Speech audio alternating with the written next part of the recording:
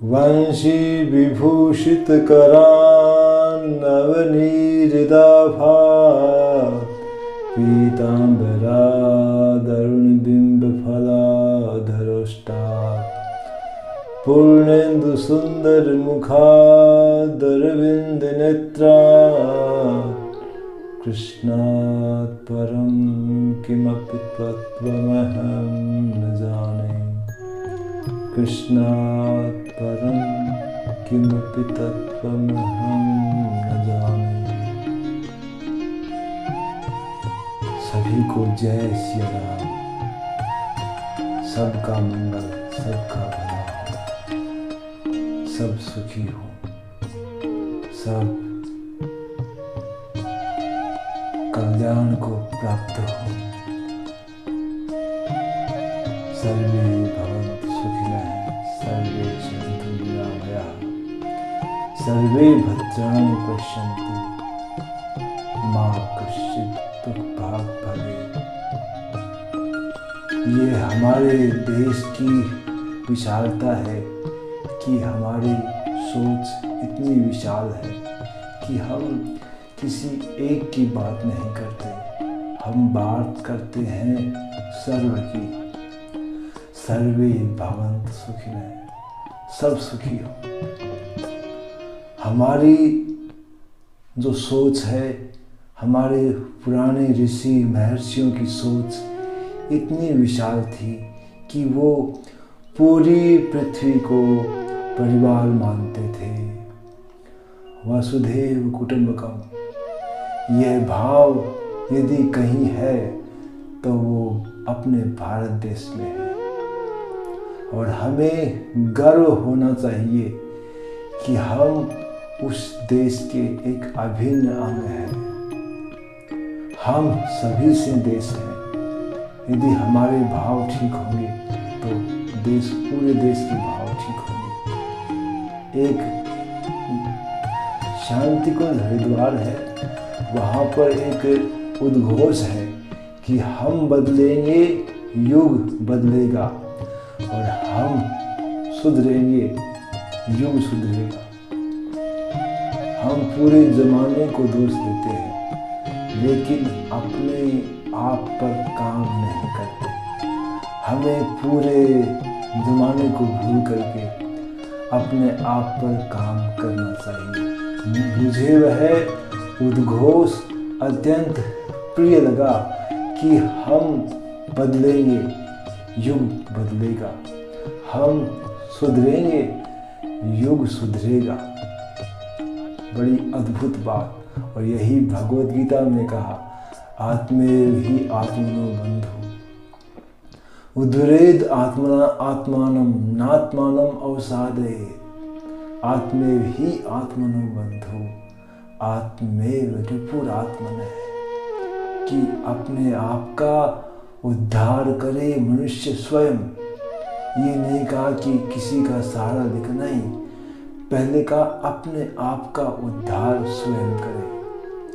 हम अपने आप को स्वयं जानते हैं। अपने बारे में हम जितना जानते हैं उतना और कोई नहीं जानता।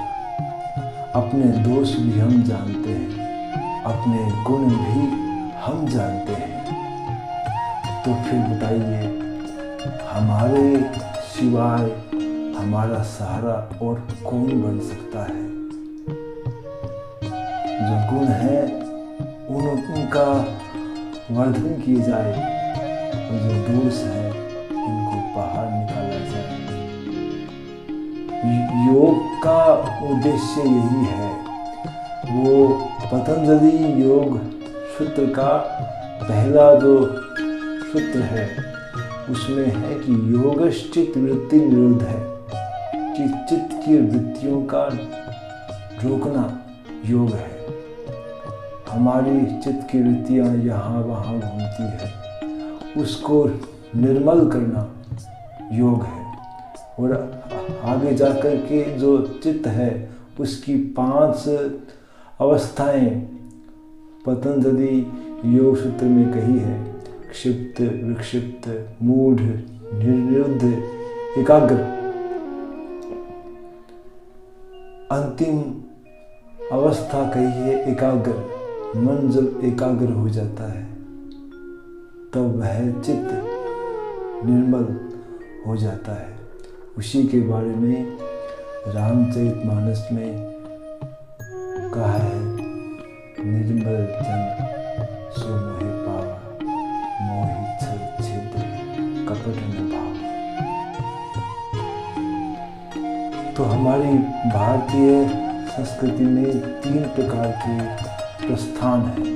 प्रस्थान अर्थात घंटापथ, राजमार्ग, जो राजमार्गों को प्रस्थान कहा जाता है, और जो छोटी पगडंडियां हैं उन्हें पद्धति शब्द को ही धीरे धीरे पगडंडी में तद्भवीकरण हो गया। तो हमारा जो 3 प्रकार के प्रस्थान कहे हैं, उनमें पहला प्रस्थान वैदिक प्रस्थान है, जिसमें कि उपनिषद है, और दूसरा प्रस्थान दार्शनिक प्रस्थान, जिसमें ब्रह्मसूत्र है, और तीसरा प्रस्थान स्मार्थ प्रस्थान। स्मार्थ प्रस्थान के अंतर्गत भगवत गीता है, जो वेद है, भगवान के निश्वास हैं, तो भगवत गीता भगवान की वाणी है। इसी कारण भगवत गीता का महत्व उपनिषदों और ब्रह्मसूत्र से कहीं ज़्यादा है, क्योंकि उपनिषद में मंत्र हैं और ब्रह्मसूत्र में सूत्र हैं, लेकिन भगवत गीता में मंत्र और सूत्र दोनों का समाहित रूप है। क्योंकि जो श्लोक है वो सार गर्भित है, अतः उन्हें सूत्र कहना अतिशयोक्ति नहीं होगी।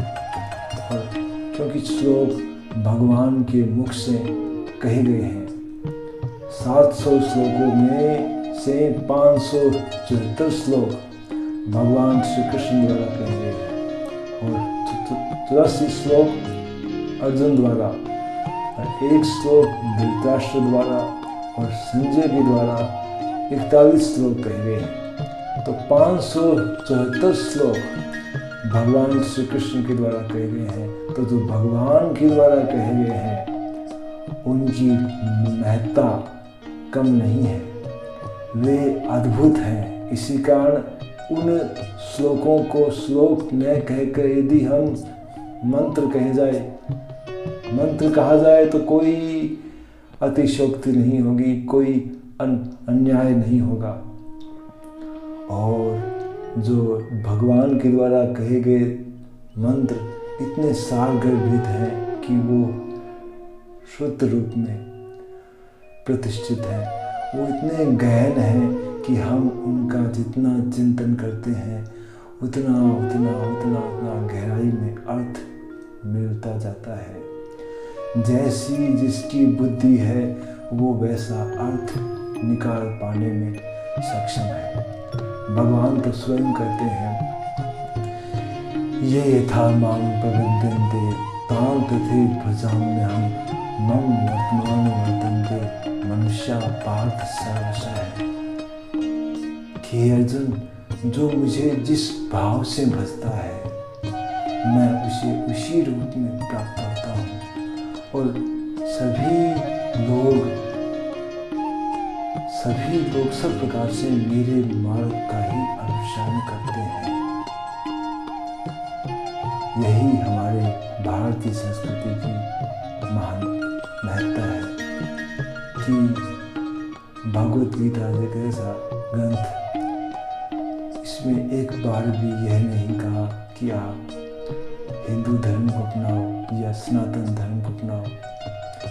इसमें कहा है मनुष्य बनो, योगी बनो, योगी बनो। कहीं ये नहीं कहा। ऐसी महान महती संस्कृति में हमारा जन्म हुआ है। यह समय ऐसे ही व्यर्थ न हो जाए। आइए हम किसी महान ग्रंथ से उस अपने योग्य जीवन शुक्तियाँ निकाल करके, यो तो सारे श्लोक ही महत्वपूर्ण हैं, लेकिन हमारी इतनी पात्रता नहीं है कि हम सभी श्लोकों को अपने आप में समाविष्ट कर सकें। और भगवान भी कहते हैं स्वल्पमप्यस्य धर्मस्य त्रायते महतो भयात्, कि इसका थोड़ा सा भी जो आचरण कर लेता है उसकी महान भय से रक्षा हो जाती है।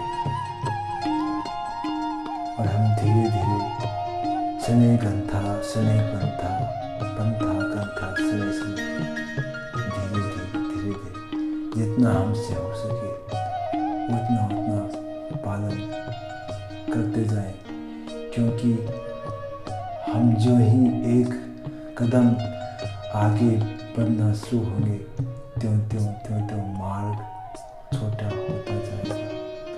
और चाहे कितना ही लंबा मार्ग ही क्यों ना हो, एक छोटी शुरुआत तो करनी ही पड़ती है, एक पग तो धरना ही पड़ता है। जो हमारे दोष हैं वो सब अपने आप मिटते चले जाएंगे, क्योंकि भगवान की यह प्रतिज्ञा है।